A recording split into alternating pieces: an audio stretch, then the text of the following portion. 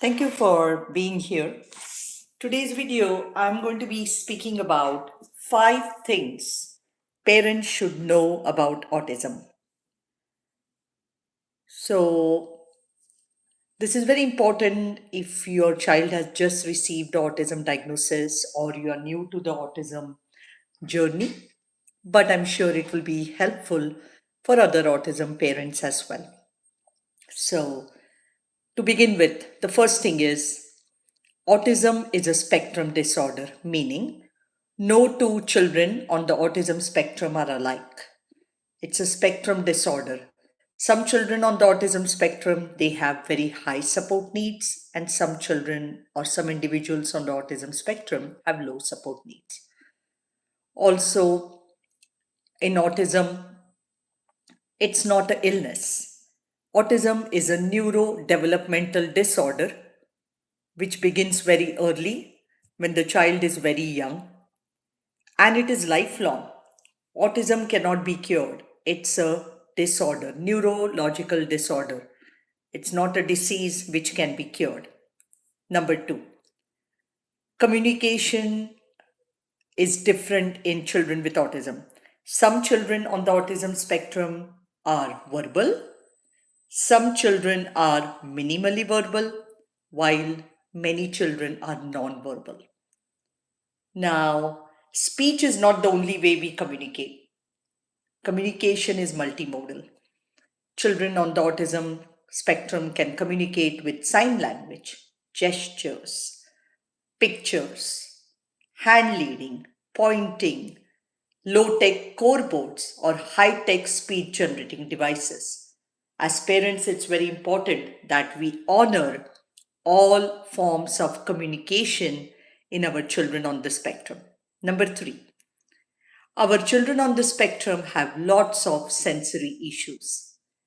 They might struggle with bright lights, with loud noise, certain fabrics they wear that can be very hard for them. Going out in the crowds, that can be very overwhelming. The smells, it's very hard for them to deal with these sensory issues. So, as parents, it's very important that we provide our children with occupational therapy. Occupational therapists can address these issues in your children and they can help them.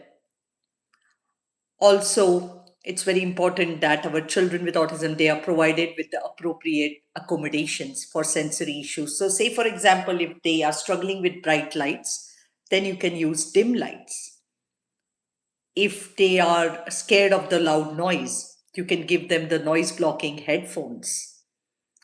Also, don't go out in the crowded places when it's too busy, say, especially on the holidays or on the weekends, because that can be really hard for them. If you have to take them out to the store or to the mall, go at a time when it is less busy. So that way, that will be much easier for them to cope with than going when there is lots of people, lots of things going around, because that can put them in a sensory overwhelm. Number four, our children with autism can and do make progress, but they make progress on their own timeline. We cannot compare our children's progress to a chart which is based on the progress or the milestones for neurotypical kids. So, our children will make progress on their own timeline. Also, do not compare your child with any other child, be it neurotypical or be it neurodivergent. So, that's very important. Number five, and the most important, autism diagnosis does not only affect the child, it affects the whole family. It affects the marriage, it affects the siblings. So it's very important that parents are supported in this journey. We understand the parents, we understand that they might need help, and we talk to them with compassion and understanding and not with judgment.